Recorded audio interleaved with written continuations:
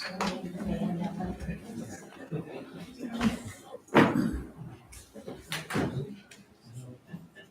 a look good. We're good. We're good. All right. Good evening. It's good to see everybody. Welcome to the August 12th Board of Aldermen meeting. I now call this meeting to order. I would ask everyone to please rise and join me in the Pledge of Allegiance. Allegiance to the flag of the United States of America and to the republic for which it stands, one nation, under God, indivisible, with liberty and justice for all. Thank you very much. I would ask the city clerk to call roll for attendance. Alderman Harder. Here. Alderman Hughes. Here.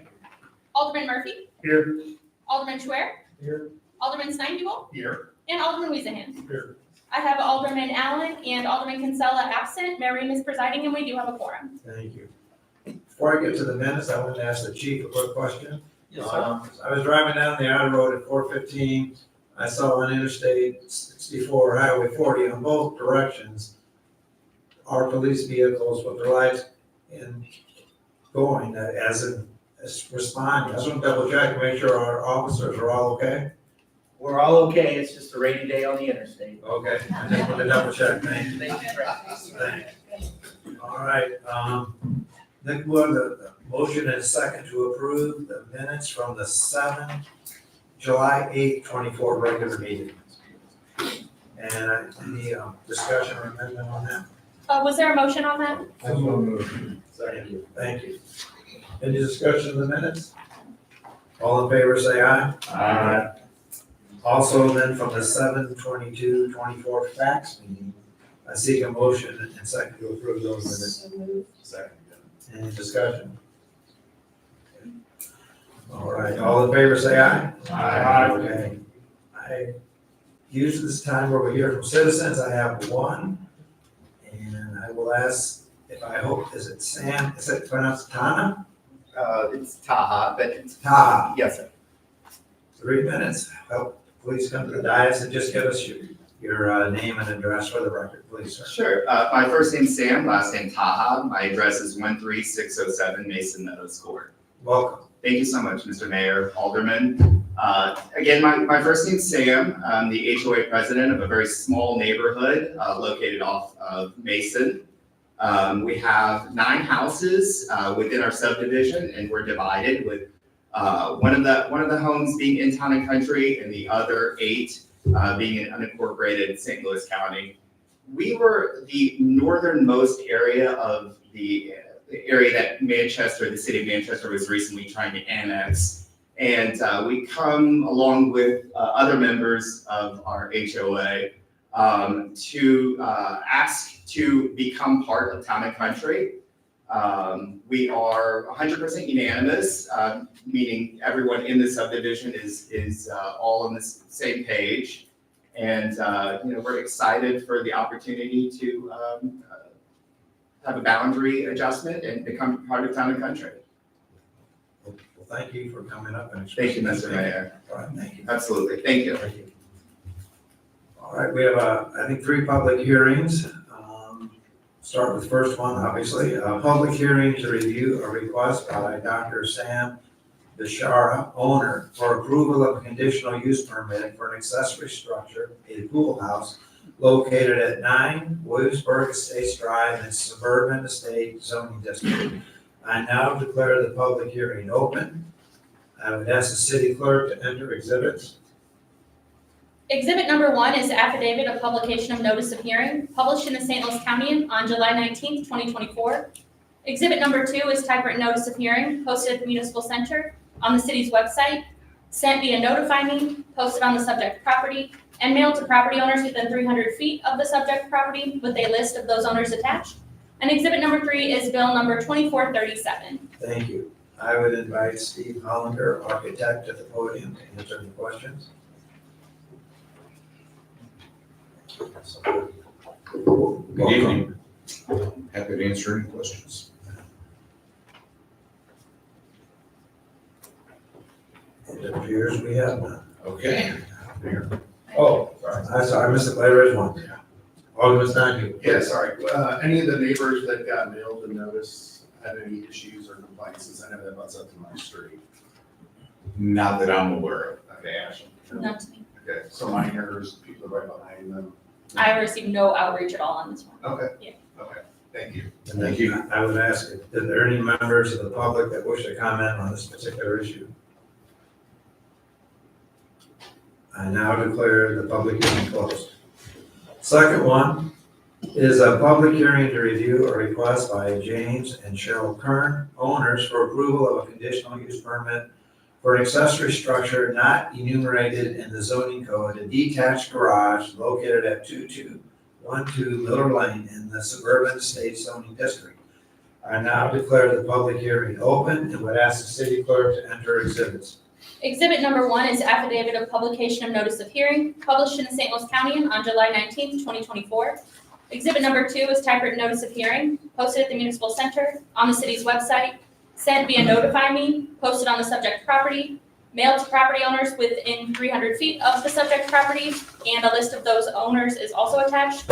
Exhibit number 3 is bill number 2438.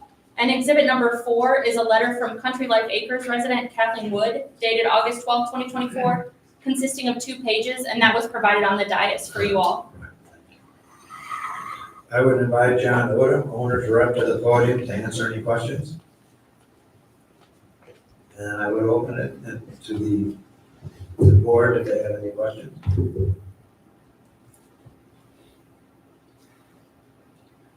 They apparently do not. And I would ask if there are any members of the public that are here that wish to comment on that structure.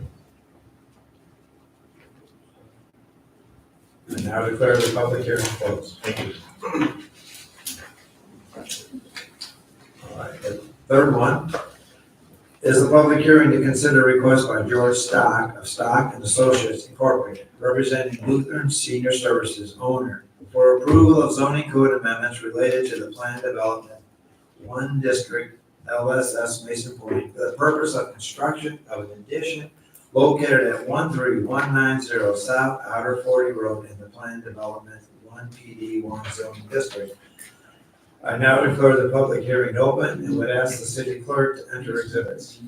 Exhibit number 1 is affidavit of publication of notice of hearing, published in the St. Louis County on July 19th, 2024. Exhibit number 2 is typewritten notice of hearing, posted at the municipal center, on the city's website, sent via Notify Me, posted on the subject property, and mailed to property owners within 300 feet of that property, with a list of those property owners attached. Exhibit number 3 is bill number 2444. Exhibit number 4 is letter of support from Harmony McDonald on behalf of the Newell family, dated August 12, 2024. This letter was distributed via email earlier today, and hard copy was also left at the dais for everyone. Exhibit number 5 is presentation consisting of 37 slides dated August 12, 2024 that you'll see on the screens. And before you go any further, if you could recognize Alderman Weezer. I was going to recognize Alderman Weezer recusal and allow him to leave the dais on this topic. Thank you. Then I would invite George Stock, applicant, to the podium to answer any questions, or however your representative. Ron first, I'll go second, Mayor. That's fine. Thank you. Okay. Proceed. Thank you. Good evening, Mayor Ream, Alderman, and city staff. My name is Ron Schaefer, and I serve as the Chief Operating Officer for Lutheran Senior Services. My reason for being here tonight is to help present a project that is coming before you for consideration. Before I go into the project, however, I'd like to give you a brief background of LSS. The phrase on the screen, older adults living life to the fullest, is our mission statement. As a nonprofit senior living and services provider, we make the enhancement and fulfillment of daily life for older people our primary effort. We believe that no matter what your circumstances, what your abilities, or your challenges are, every day has the potential to be a full and fulfilling day. One of the locations we endeavor to express our mission is here in Town and Country at Mason Point, shown here in the photograph. Mason Point came to the LSS family just over 10 years ago. It started as a large nursing facility or nursing home, and at the time it joined LSS, it also had a small assisted living component. When taking on Mason Point, we knew that the economics and delivery approaches of older care and services was changing, and we needed to add independent senior living apartments in order to create what is known as a life plan or continuing care retirement community.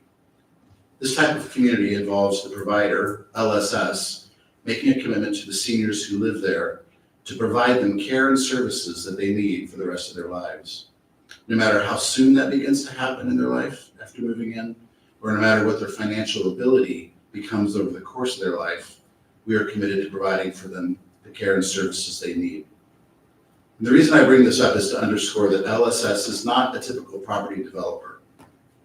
We do not build and flip properties. Our approach is to own, to steward, and to build sustainable operations at each of our locations, including Mason Point, and to remain part of that campus and the surrounding community for many, many generations to come. Here are a few photos of life today at Mason Point. As you can see, our community is purpose-built to support seniors in the many ways that they can pursue a full life. Many of these residents come to Mason Point from their private home in town and country, and they choose to live here because of the sense of community and that assurance of care and services that they may receive as they age.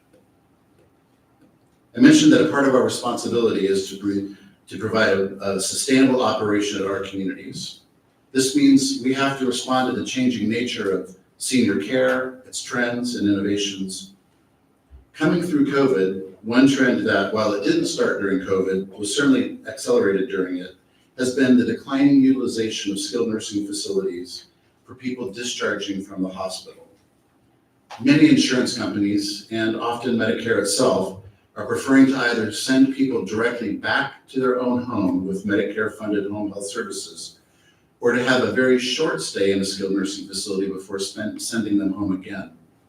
Well, 20 years ago, many people coming out of a hospital would stay in a nursing home for a month or longer before going home. Today, it's not uncommon for that person to stay a week or less, like my own mother did just last week, and then go home with continuing support from home health.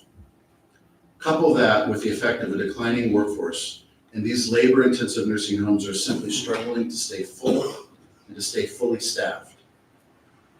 As LSS looked closely at the best way we can to create a sustainable operation at Mason Point, we decided that we have to reshape the different type of living and care on that community campus in order to better fit the way care and services are being supported today.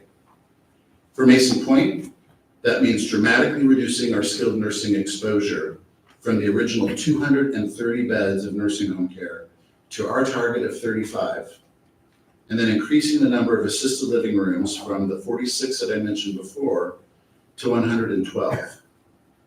Assisted living, even for those people who need care, is an opportunity to live in a real home that has a private apartment as opposed to a shared bed or an institutional nursing home bed.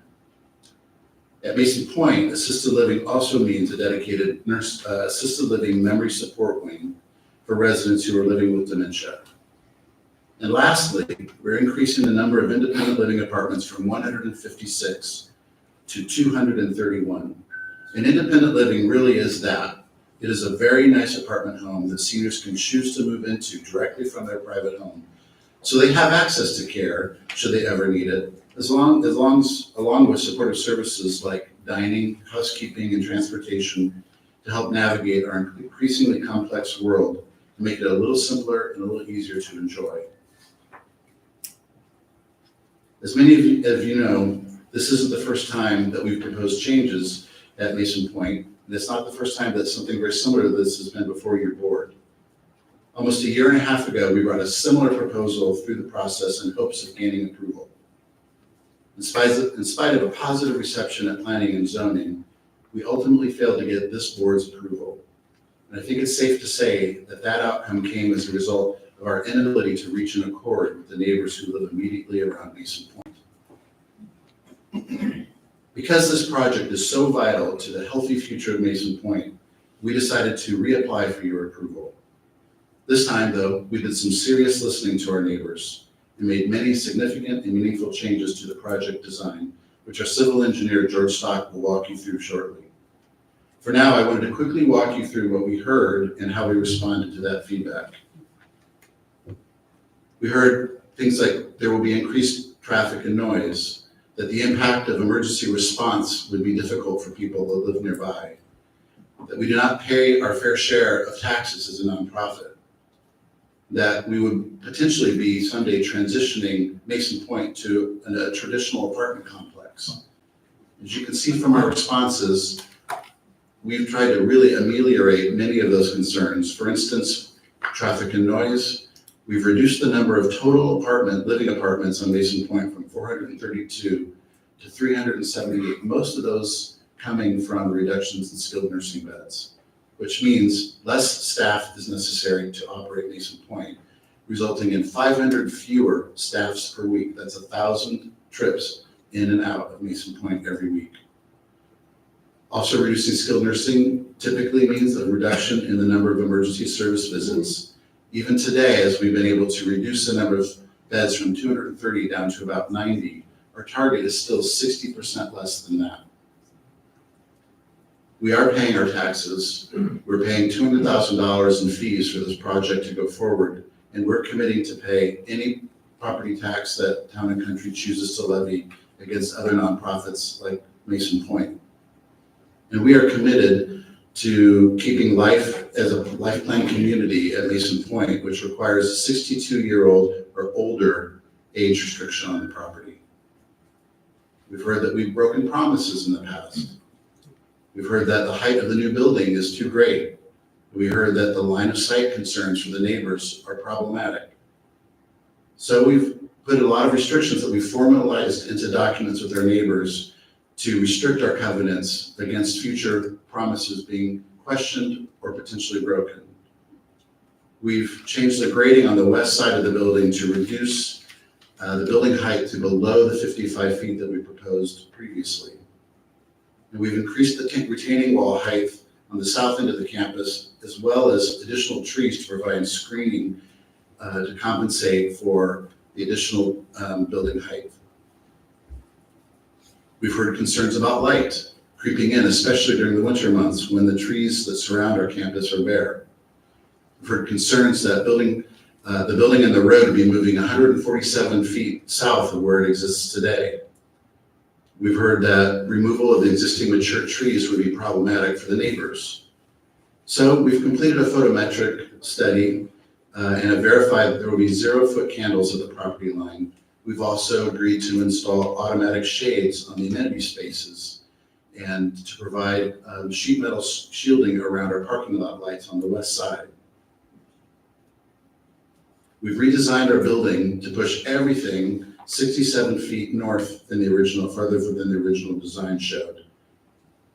And we've moved the building and the road and the retaining wall north so that from our previous proposal, so that now it only impacts one tree that's larger, 14 inches in circumference. As I invite Mr. Stock to come forward now, I would like to leave you, the Honorable Aldermen, with 2 requests for board action at your next meeting on August 26th. The first is that you favorably consider the proposed amendment to the existing ordinance 4107, which Mr. Stock will talk about in just a second. The second is that at that time, you also move to approve our final site development plan. Mr. Stock. Good evening, Honorable Mayor, members of the board. For the record, my name is George Stock. I'm with Stock & Associates Consulting Engineers, and my address is 257 Chesterfield Business Parkway. Thank you, Ron. The current proposal requires a minimum green space of 60%. In a moment, you'll see the new site plan. It provides 62.68%. There's 11.02 acres existing on the site. We're allowed the removal of 50% or 5.51 acres. The project removes 3.45% or 0.38 tenths of an acre. Existing parking, there's 537 spaces. Proposed are 569 spaces, 242 which will be subsurface in a garage, and 327 will be surface spaces. The code requires a minimum of 400.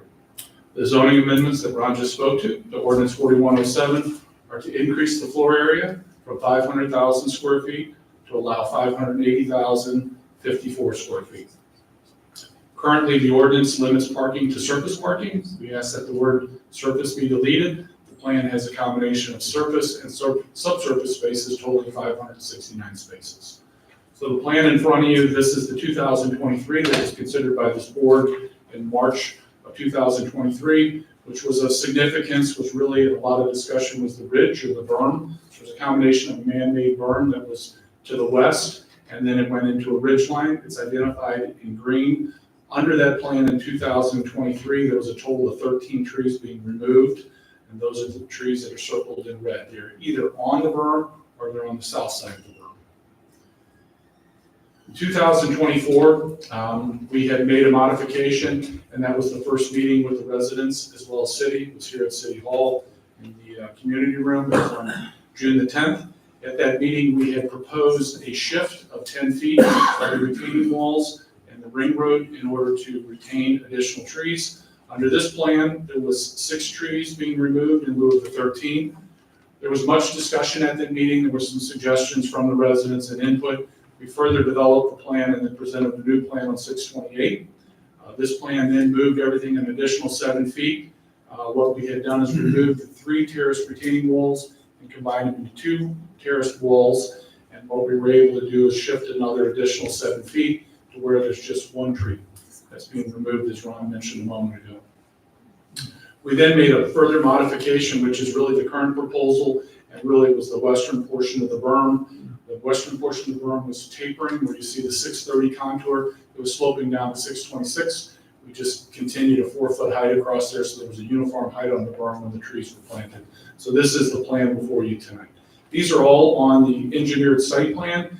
These are superimposed. It's the same set of slides. It just imposes the building addition, the removal, the berm, and the ring road. So when we look at this, outlined in black and clear is the footprint of the new expansion. Underneath it is the image where you see surface parking, which will be displaced. You see the wing of the building, which will be demolished. And this gives you a clear picture of the existing ring road and how it shifted to the south. So this is the 2023. This is the same slide you saw a moment ago, 2024, meeting with the residents of 610. Again, the reason we do this on the image is just to give you the context of the tree masses that exist and the retainage of the trees. And generally, the area we're working was graded, is cleared, has limited amount of landscaping that's planted on it, small, not the natural vegetation that's to the south. So again, these are the same slides. This was the second meeting with the residents of 628. And again, I point to that tapering berm where you see, if you look at the lower left, 628 down to 622. And then that plan was perfected and brought before the planning and zoning consideration tonight. You notice there's the 630, so just one level plane along the 2 terrace retaining walls instead of the 3 terrace retaining walls, and the retention of all the trees with the exception of 1. So this is something else that's new that wasn't presented in 2023, which is a permanent open space, which is approximately 6.4 acres highlighted in yellow. So that is a space that goes from the center of the berm to the south and follows the ridge line from the west property line to the east property line. This gives you dimensions that are being retained. Everything in yellow is deed restricted. It gives you the dimensions of the building itself to numerous points on the property line. So to the east, 202 feet, then you go down to the southeast, 330, 457, 457, 316, 255. All in all, it's 6.4 acres of permanent open space restricted. This is the current plan with the existing surveyed trees. I think in March of 2023, you had saw some imagery of these trees. I think it was a misunderstanding in 2023 that many of these trees were being removed. That was never the case. I just wanted to present this drawing so that you could see those big mature survey trees. They're on top of the image, so some of the canopies are what you see, but those are the actual trees that had been surveyed in. In summary on the trees, there's only 1 tree that is being removed south of the ridge line. It's not considered a landmark tree. We are installing 208 new trees for a net gain of 111 trees on the property, an increase of 45 trees from 2023.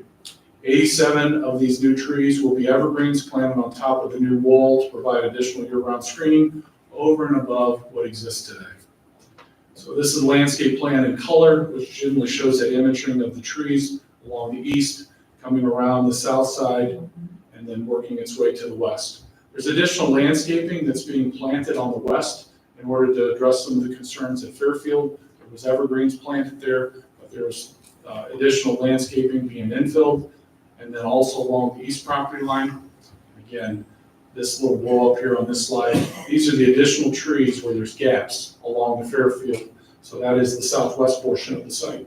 Along the eastern site, there's a combination of vertical columnar trees, somewhat unique. That's a little bit tight. There's about anywhere from 100 to 200 feet of mature landscaping that exists from LSS's east property line to the ring road.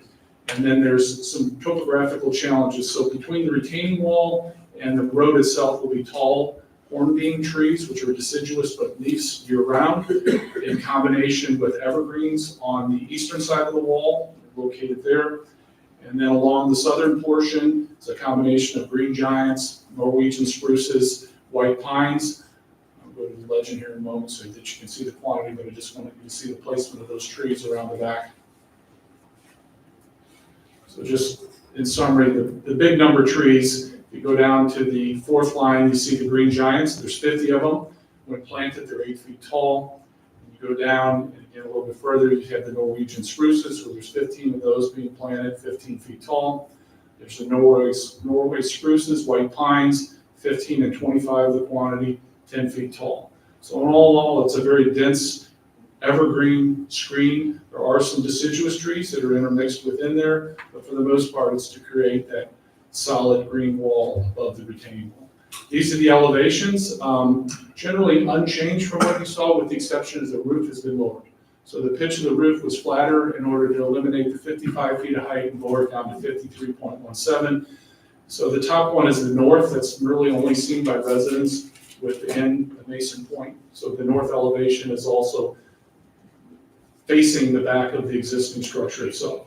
So the next elevation is the west elevation. And again, the west elevation is very, very far from Fairfield, but that would be the closest residence that this wall faces. This is the south wall, and what you see on this particular one is the garage. So the lower level of the garage, we talked about the subsurface parking, it's on the south. I'll be able to show that to you in an isometric in a moment. And then this is the east elevation, where it's just a uniform elevation along that side. This is an isometric, so I'll just start with the south. We just looked at the south elevation, so when you look at that, you can see the garage door down at the bottom. You see the top of the retaining wall, 631. You see level one, or I'm sorry, the garage is at 590, 57, level 1, 602, level 2, 614, level 3, 625. So the wall is above the third level of the building, along with the plantings that are 8 to 10 feet in height. So we've created a berm around this. When you look at this drawing, it's really cut into a bowl. So when you look at the right-hand side, you see those terraced retaining walls kind of the southeast corner, and the walls are almost as high as the building itself. And then the plantings on them. And then as you come around the west, you see how the wall steps down. But again, from a visual standpoint, the cars are down on the ring road. There are no headlights coming out of the garage that would shine on any residents. 30 to 40 feet below. They come around the curve, whether they're coming in from the access drive off North Outer 40, the easternmost. When they come around the building, all the headlights are down below the retaining walls. So there's no lights shining on any of the residential properties. The highest point of the building is at 652.64, and the lowest point is 599.50, and that's how we get to the 53.14. So a combination of lowering the roof, increasing the height of the walls, increasing the landscaping, and moving the ring road and the walls approximately 17 feet further north than when you saw it in March 23 is what's represented on this image. With that said, that concludes our presentation, and Ron and I are here to answer any questions you may have. I will open it up to the board if they have questions.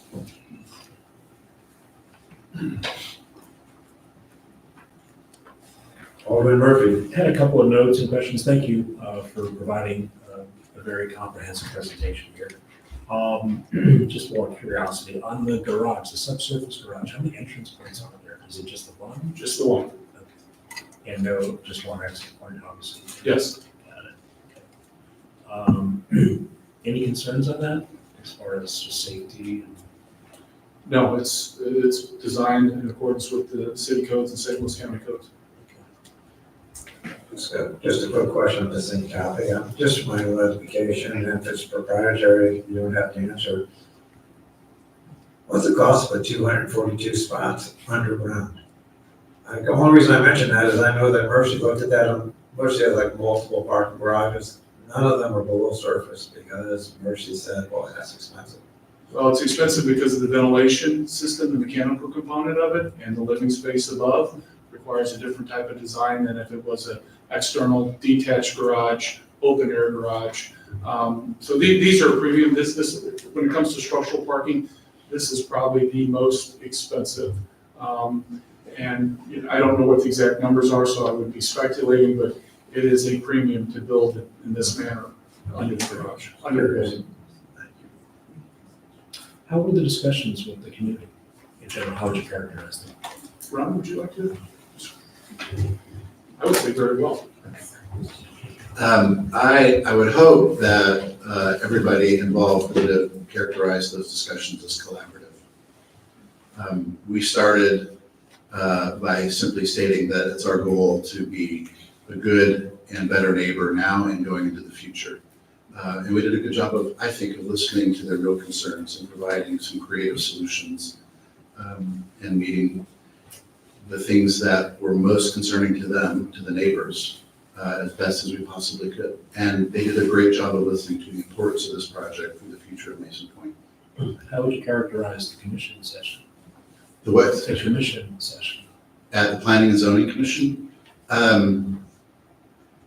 I would say it was very technical. And we had some concerns brought by neighbors, and that was a launching point for additional conversations that we have endeavored to continue. And today, I think, even as late as today, we were working through issues so that we could come to a happy collaborative agreement and accord going forward. And my last question, I just want to get clarification. You mentioned 500 fewer staff shifts as a result of the modifications. Is that 500 fewer people working there, or is that shifts? It's shifts, so, 100 fewer full-time employees. Thank you. Yep. And along those lines, then I would ask if there are any members of the public that wish to comment. I would now declare the public hearing closed. Thank you very much. Good discussion, thank you.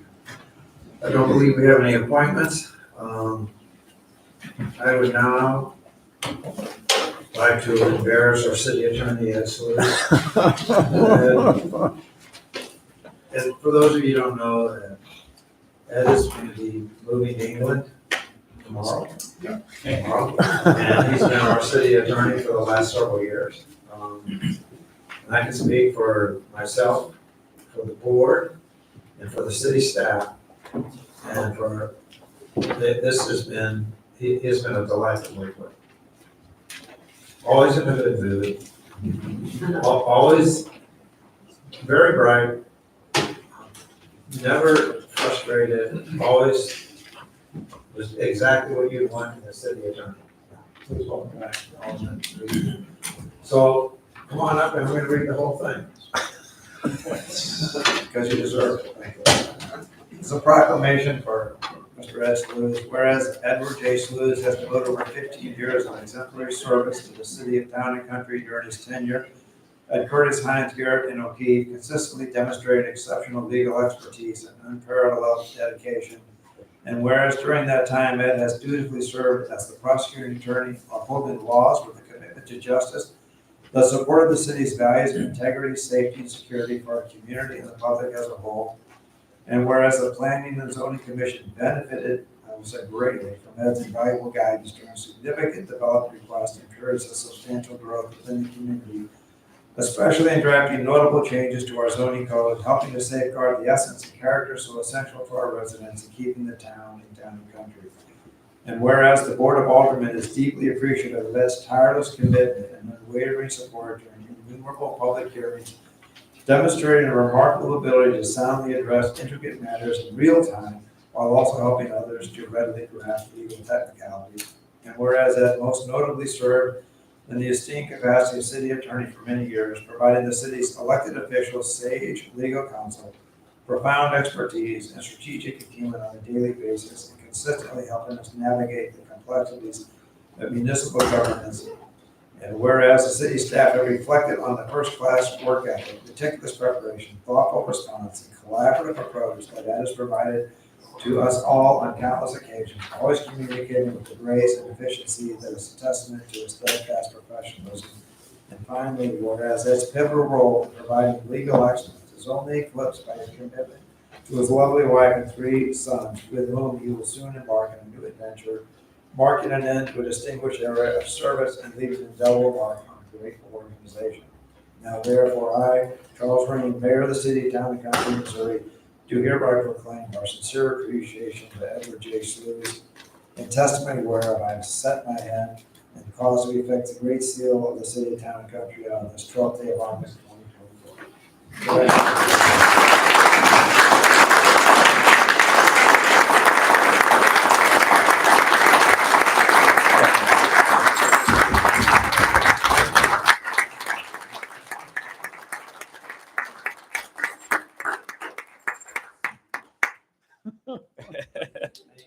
Thank you.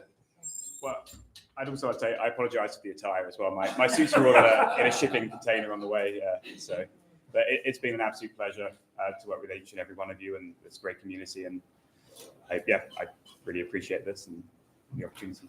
So I'll still be around for helping from afar and keeping an eye on things and wishing you all the best luck in the future. Wish you all the best. Thank you.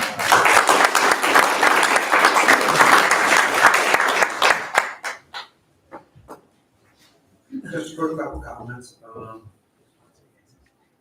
When we met with CDC, they were okay with some of the courts at CDC's tennis facility are now pickleball strike because that's for the new age, so that is available for our citizens to use. Secondly, the board will have a retreat on October 3rd. More details to come as the agenda is finalized, but one of the people that we on board retreat in the near future. I now recognize the board's opportunity to provide reports. Alderman Murphy. Thank you, Chairman. Our final summer concert will be held August 23rd from 7 till 9 p.m. Songs will be dedicated to Ed, among other people. Our band is called Wax Museum. They'll entertain us with pop, rock, soul, and country. Doughboys Pizza, Go, Hudo, Go, Mission Taco, Dolce Pop, St. Louis, Steampunk, and Embrace the Grape will offer food and beverages. Special thanks to Soft Tub of the Ozarks for their sponsorships. And if you have not driven by, I encourage everyone in the community to stop by Longview Playground, which is up and running now. It's an impressive environment. I was over there over the weekend, and it is packed. Kids are loving it. So wonderful job by the Town and Country team. A formal celebration of that playground is set for September 15th, 4 to 5 with free cone ice. Please visit the website to get more information on that again, September 15th. Thank you, Chair. Yeah, those concerts are great. If you haven't been to them, you should take the time to go.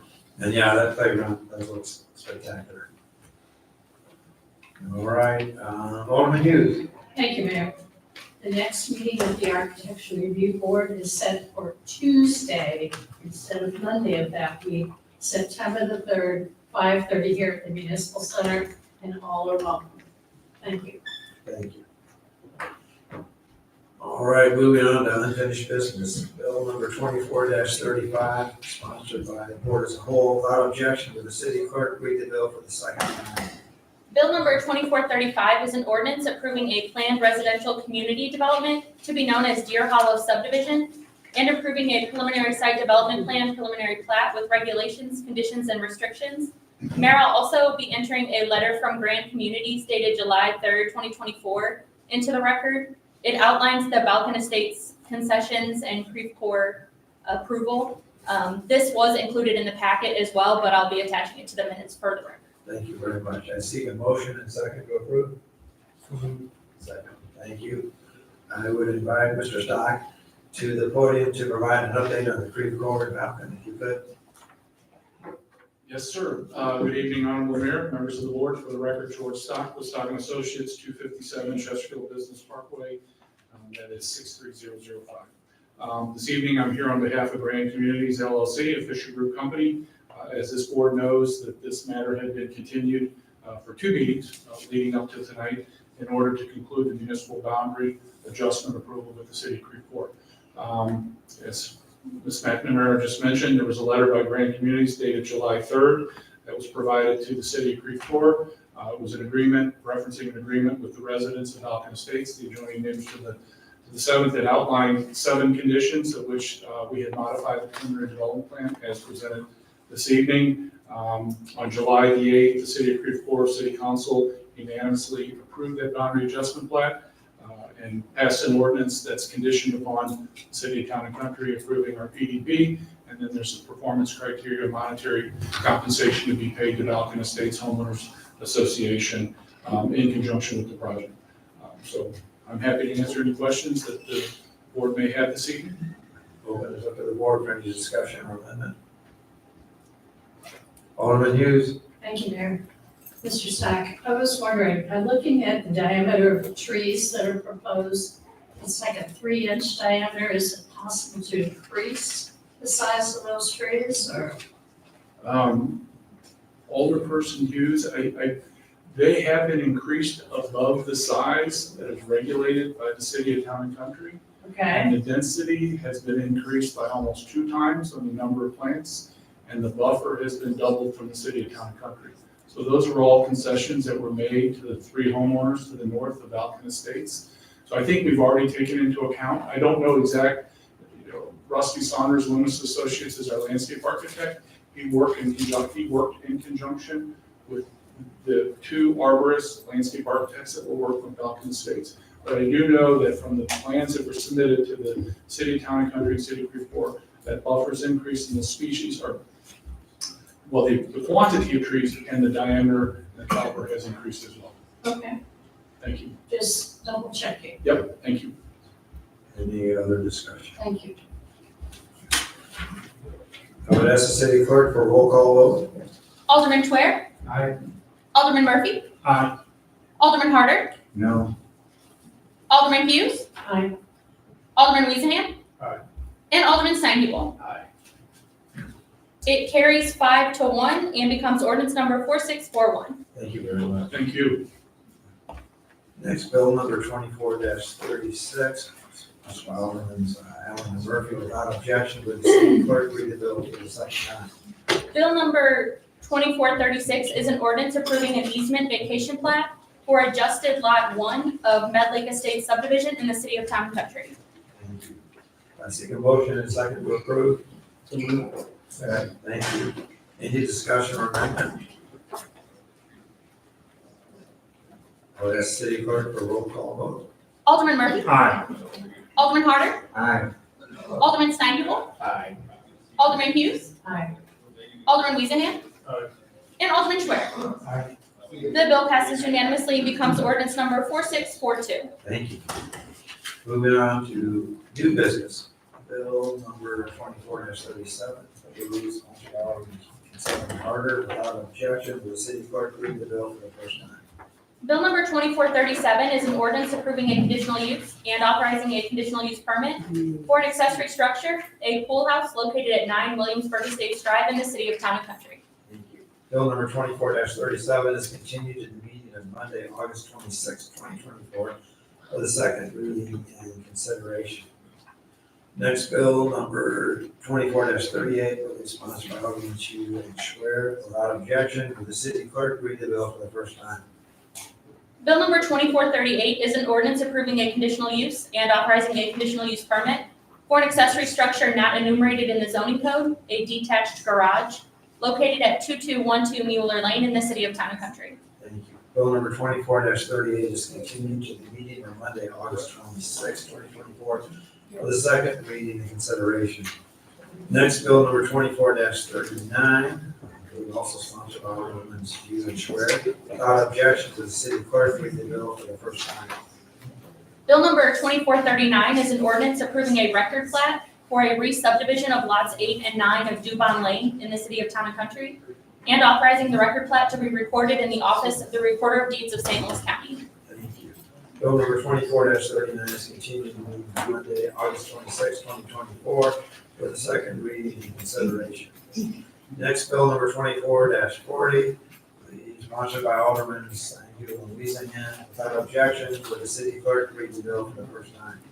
Bill number 2440 is an ordinance approving a record plat for Bellcrest Estates Plat 2 in the city of Town and Country, and authorizing the record plat to be recorded in the office of the Recorder of Deeds of St. Louis County. Bill number 24-40 is continued to the meeting for Monday, August 26, 2024, for the second reading and consideration. Number 7 is approval of purchase order to Kansas Highway Patrol Fleet Sales for a 2021 Dodge Durango police vehicle in the amount of $31,100. I seek a motion and second to approve. Second. Thank you. Any discussion or amendment on that? All in favor, say aye. Aye. Next, bill number 24-41, I believe sponsored by Alderman Stanfield and Weasingham. Without objection, would the city clerk read the bill for the first time? Bill number 2441 is an ordinance adjusting the municipal boundary of the city of Town and Country for properties located on Mason Meadows Court in the Mason View Estates subdivision and directing certification of same. Bill number 24-41 is continued to the meeting on Monday, August 26, 2024, for the second reading and consideration. Bill number 24-42, perhaps sponsored by Alderman Stanfield. Without objection, would the city clerk read the bill for the first time? Bill number 2442 is an ordinance accepting the bid and authorizing an agreement with St. Louis Select Landscaping for the Clayton Road and Municipal Center bioswale reconstruction project. Thank you. Bill number 2442 is continued to the meeting on Monday, August 26, 2024, for the second reading and consideration. Next, bill number 24-43, perhaps the board as a whole, without objection, will the city clerk read the bill for the first time? Bill number 2443 is an ordinance readopting Chapter 120, Code of Ethics of Title I of the City of Town and Country Municipal Code. Bill number 24-43 is continued to the meeting on Monday, August 26, 2024, for the second reading and consideration. Right. Next, bill number 24-44. I believe Alderman Murphy will sponsor this bill, and I will excuse Alderman Weasingham to leave the dais for the previously noted recusal. Without objection, will the city clerk read the bill for the first time? Bill number 2444 is an ordinance amending Title 23 of Chapter 405, the zoning regulations of the Town and Country Municipal Code, specifically by amending Section 405.1800 regarding Plan Development 1, Mason Point, and approving an amended final site development plan for Phase 3 at 13190 South Outer 40 Road. Bill number 24-44 is continued on Monday, August 26, 2024, for the second reading and consideration. And I invite Alderman Weasingham to join.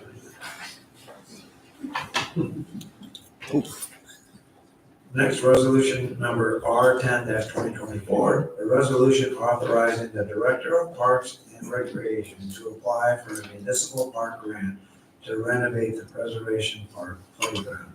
Seek a motion and second to approve. So moved. Second. Thank you. And I believe we have a presentation. Park Director, Ann Dixon, thank you. Thank you, Mayor. This item before you is a resolution to apply for the municipal park grants. This is the same process that we utilize for Drace Park and for Longview Park. The funding source is the Municipal Park Grant Commission, which is the same, and then also the funding split is the same. So 90% funded by the grant and 10% funded by the city. I would like to thank our Parks and Trails Commission for their work on these projects, their endless time and dedication to really thinking a lot about producing outstanding playground projects unique to each park. They have unanimously recommended this project. And tonight we have SWT Design here They've been our consultants throughout this whole process, which you see outlined in my memo. I know some of you are newer to the board, so we've been doing this for a little while. And I would like to recognize Brianna Coleman and Jay Wolschlager, who are here from SWT. They will review the process that they have gone through with us, their conceptual design, and their opinion of cost. So I'll welcome Brianna. Thank you. Thank you, Ann. Thank you, Mr. Mayor and member of the boards. As mentioned, my name is Brianna Coleman. I am a designer and project manager with SWT Design, and we'll be sharing some of our process with the grant park I don't want application. to interrupt, but do we need an address on? No, we don't. Or an We're good, okay. Okay, Go ahead. yes, thank you. On our master planning process, as well as the kind of various components of that. All right, so the quick agenda, we're going to review the project, kind of the master planning efforts prior to that, cover our proposed site amenities, discuss the budget, and then the timeline. So for a project review, just a brief overview of the existing conditions. This is Preservation Park. This is north of I-64. In a small park that offers a variety of amenities currently that includes a rental pavilion shelter, a restroom building. We have 2 pieces of playground equipment, both designed for ages 2 to 5 and 5 to 12, a set of swings, and then a sand volleyball court currently. As part of that 2022 playground master plan that Ann had mentioned, we have the opportunity to review the entirety of Town and Country's Parks and Recreation system, where we were receiving feedback from the community, as well as kind of investigating the aging playground equipment and what recommendations we would be making for the park system as a whole. Most notable out of that planning process would be that a significant portion, a third of our users in the survey indicated that they aren't using Preservation Park or weren't aware of that. The kind of benefits of that is that there's a pretty wide age range, kind of less crowded amenities that the community members are using, but as kind of noted in preservation as well as Longview and Drace, the playground equipment is dated, and then the other kind of amenities that were being highlighted as being appreciated are some of the unique amenities, including sand volleyball. But part of this process is really just hearing from the community what they like about the parks, where room can improvement be, and then it starts to kind of indicate what we might be thinking about moving forward with our design recommendations. Specifically for the master planning process of Preservation Park, we have the opportunity to meet with the community on 2 separate events to gather public input and start to define some of those project goals. And really what we learned from those events were that there was a strong preference for a bike pump track or a bike playground type amenity, something that would be completely unique to Town and Country and a nice supplement to the existing system. The preference for pickleball is becoming ever popular, so I was not surprised to hear that adding that into Town and Country's portfolio of amenities would be desired. And then some interest of keeping a hillside play or other kind of smaller playground elements, but really prioritizing some of those unique amenities, such as the bike playground or the pickleball courts. So moving into some of the kind of high-level concept design, we started to identify an area where we could host or develop 4 different pickleball courts, and that would be adjacent to a bike playground. I've been in coordination with American Ramp Company, who's a vendor of that, and had a chance to do a site visit with them a couple of weeks ago to really start to envision what this might look like should it become part of an updated preservation park. Additionally, you'll see a small area for a hillside playground so that we can kind of continue to have some of those play elements that broadens the appeal of this, but really focusing again on some of those unique amenities. And this was also coordinated in support with the Parks and Trails Commission, so continuing to receive feedback from them and throughout this process to make sure that those priorities were identified. So moving into the budget, as Ann had mentioned, the municipal park grant is part of a program that's offering funding up to 90% of playground and park projects. Have the items kind of listed out here through their various categories. So the bulk of which would be about $250,000 for the pickleball court improvements, and then about $100,000 budgeted for the bike playground itself, The rest of the fees kind of coming in from additional site work, so that would be kind of the concrete trails that you're seeing around that, some shade amenities. We have roughly $50,000 set aside for that additional playground equipment, installation and surfacing. So that puts us at $465,000 for the grant eligible costs, and then $51,655 being the 10% town and country match. And then as far as timeline, so November is typically when the municipal league is releasing their grant awards, so we would be waiting to hear back on that. Pending approval of that, we would be prepared to start our design documents that would last us through kind of end of winter this year into the beginning of winter next year. Anticipating being able to bid that out in the spring of next year with construction to follow through that summer. And then our project closeout and grant reimbursement occurring in January of 2026. Pretty similar timeline to what we've seen for both Tracy and Longview. And I'm available for questions, thank you.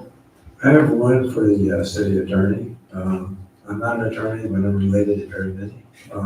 What's the liability of the bike playground? I'm not sure exactly what that is and what. I'll defer to Mr. Heath.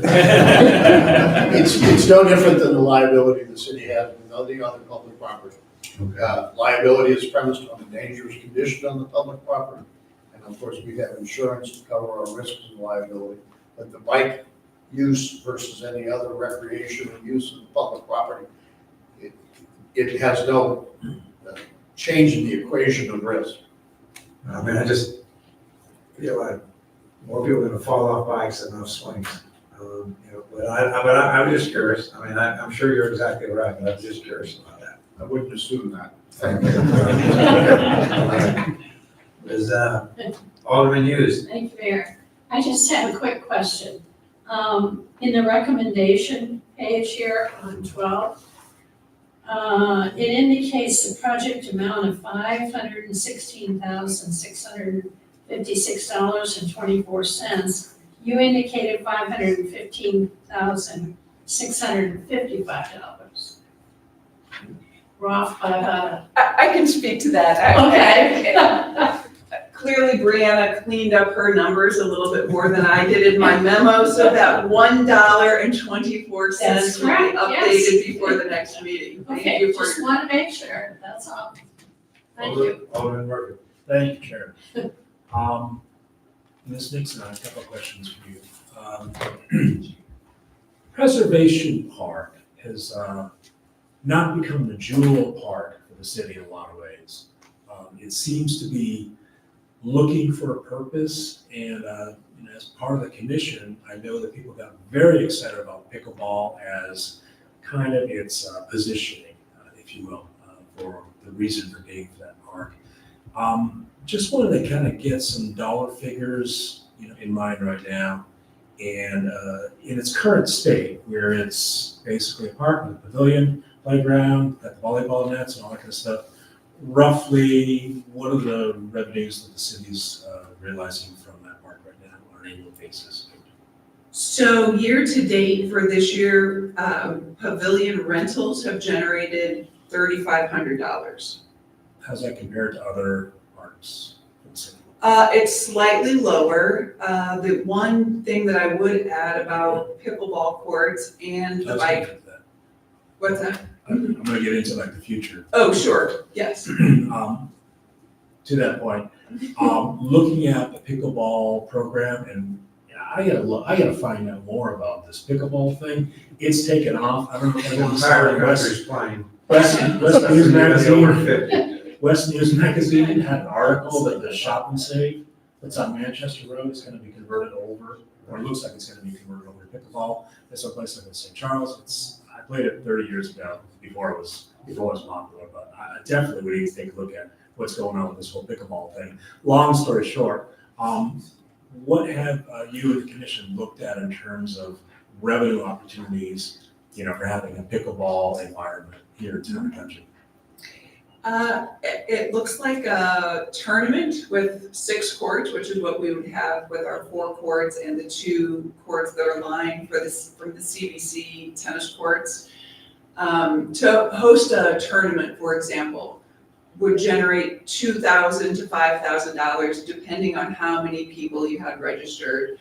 But that would be for one tournament, so we certainly have the potential to generate revenue off of the courts. And then we've talked a lot in Parks and Trails about, we will need an app to manage court time. And so we haven't gotten into the fees just yet. We thought we would make sure we're awarded the grant first. But we are investigating how we will manage court time and what will be the fee for court rental.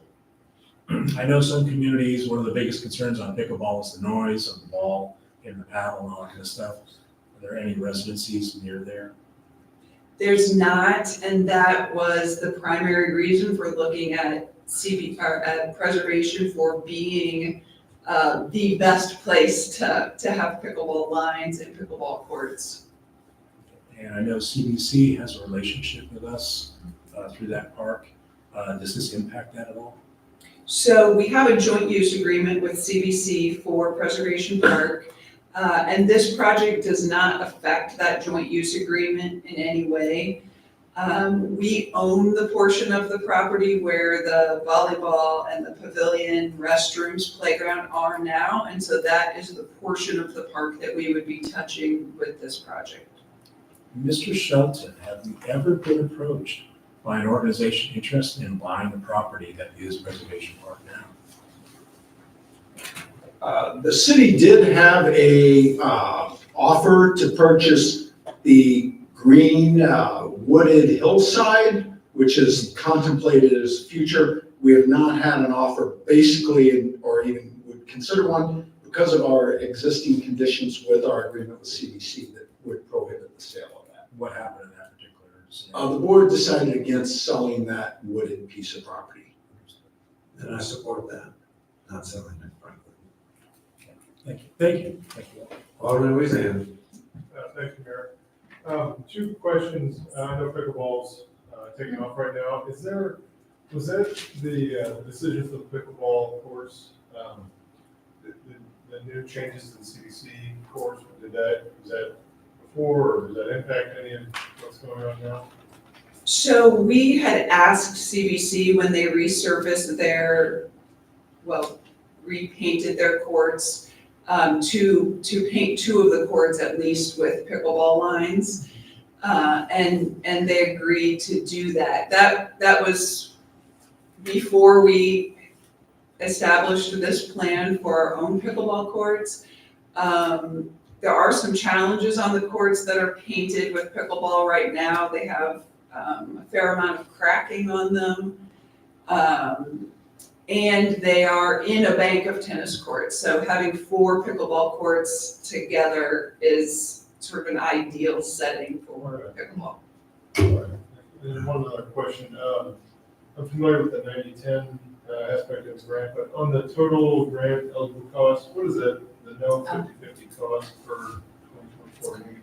Yes, I included that as a reminder. So as of 2024, the Muni Grant Organization no longer requires a 50/50 match on some of the amenities, most notably landscaping, whereas in previous presentations for Drace and Longview, you would have seen the line item requiring that 50/50 match. So it's no longer a requirement moving forward. I just wanted to be sure to be clear with that when presenting this. So we can apply more to the equipment than we would the landscaping?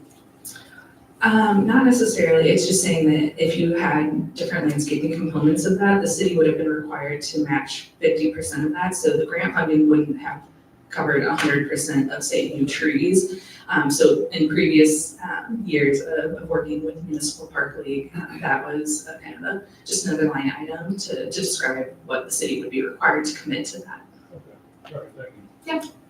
Alderman Stein. Thank you, Mayor. Few questions. One, again, thank you for your help this morning. So I appreciate that. So who owns those tennis courts and the land underneath it? So the city owns the land. Okay. And CBC is responsible for maintaining the tennis courts. Okay. And then, do you know the cost of paying those? Like, do we participate in that cost, or is that totally on CBC? We did not, CBC paid for it. Okay, great. And then the last thing, the bike, I do find that interesting and unique, but that park is probably the least favorable to actually riding your bike to. You know what I mean? Where like kids can ride their bike to the other two parks, not to that one. Well, I don't want to open sort of a second can of worms, but I will just give a brief preview, is that much of the conversation about phase 2 of Preservation Park, which I know as a board you will be discussing, is the wooded portion of the park. And so in Parks and Trails, we have talked about bike trails over there, zip lines over there, sort of adventure-based amenities. But you're correct, if there would be an option to be able to ride to that park, it would be even better. Yeah, okay. Yeah, good to know. That's good to know for the future though, is too, that would make more sense as part of the outdoor adventure or whatever. Okay, thank you, Mayor, thank you. Sure. Any other discussion? Thank you. Is there, Chairman, I would move to continue this until August 26th. Second. all in favor? Aye. I have a question. What would be the purpose of continuing this?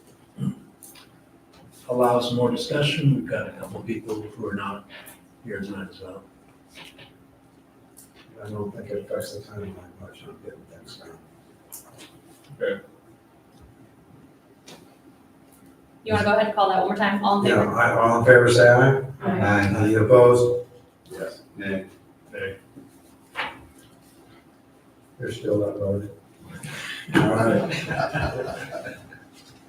Resolution number R11-2024, a resolution directing the city administrator and director of public works to provide formal indication of non-support to Metropolitan St. Louis Sewer District, MSD, regarding a specific additional property tax on properties located within the Deer Creek watershed. Seek a motion and second to approve. Second. Thank you. And your thoughts on why we will continue? Same reason, I think the other members should be here. All in favor? Aye. Opposed? Okay. Carries almost unanimously with one abstention. Thank you. Next, bill number 24-45, perhaps sponsored by the board as a whole. Without objection, would the city clerk read the bill for the first time? Bill number 2445 is an ordinance authorizing the city administrator to enter into an agreement with St. Louis County regarding various rights and responsibilities related to the Mason Road resurfacing and shared use path project, including reimbursement of the city's local match portion of the project's expenses. Thank you. Bill number 24-45 is continued to be needed on Monday, August 26, 2024, for the second reading and consideration. Bill number 24, next is bill number 24-46, sponsored by Alderman Murphy. Without objection, would the city clerk read the bill for the first time? Bill number 2446 is an ordinance authorizing the city administrator to execute an agreement with Equine Assisted Therapy, Inc. for the boarding of horses and use of the stable and pastures at Longview Farm Park. Thank you. Bill number 24-46 is continued meeting on Monday, August 26, 2024, for the second reading and consideration. Next is the warrant list. This is confirming the 7/22/24 warrant list in the amount of $373,638.26. That was approved by PAC's meeting. Seek a motion and second to approve. Move. Second. Any discussion or amendment? Alderman Hughes. Thank you, Mayor. I'm looking at the Ag Spot Pest Waste Solutions. Let's see, $529.50. I will speak with the anonymous donor and see what the anonymous donor can do about the cost of that. Thank you to the anonymous donors. I will speak with that person. Thank you. Any other discussion? All in favor, say aye. Aye. Thank you. Next is the August 12th, 24, that warrant list in the amount of $347,509.57. Seek a motion and second to approve. So moved. Second. Any discussion or amendment? Alderman Stein, you will. Yeah, thank you, Mayor. I just have a question. Since I don't know like the card services, right? Those are all approved and within budget. We can assume that on every one of these that we get. Yes, so we have a policy, a card policy, and actually it's going to be coming to you at some point in the future just to review it and approve it again because we have some modifications to purchasing policies that were approved by the Board of Aldermen in the past. But yes, they get approved, reviewed multiple times. So if it's not a department director, those staff members submit theirs to the department directors approve them. Then they all get reviewed by me, I look through everything and then sign off and approve them as well. Great, thank you. That's just one of those categories that's pretty opaque, right? Like we don't really know what it is that we're voting on. All right, so. They're all budgeted, everything is within budget Yeah, as which is well. great, and it's Right. These are, perfect. Thank you, Mike. Surely. Alderman Murphy. Thank you. One question on Missouri Machinery, $420. Diagnosing steam pump issue Town Square. What did they end up diagnosing and were they able to treat it? Get it a new washer. new intestines. So this was for the recirculating waterfall pumps at Town Square. And they were both broken and beyond repair, and so we have ordered 2 pumps. Okay, so there'll be another set of charges for those 2 pumps coming in? Yes. How much are those? More expensive than the diagnosis. I can get that price to you. No worries. Thank I did not have any other business, but we'll. Mayor, can you call Oh, I need a voice vote. All in favor of accepting the warrant list? Aye. Any opposed? Great, thank you. I don't have any other business, but we'll open up to the Aldermen if they have any other topics they wish to discuss. Seeing none, I would seek a motion and second to adjourn. So moved. Second. Any discussion or amendment? All in favor, say aye. Aye. Meeting's adjourned. Good meeting. It's very good.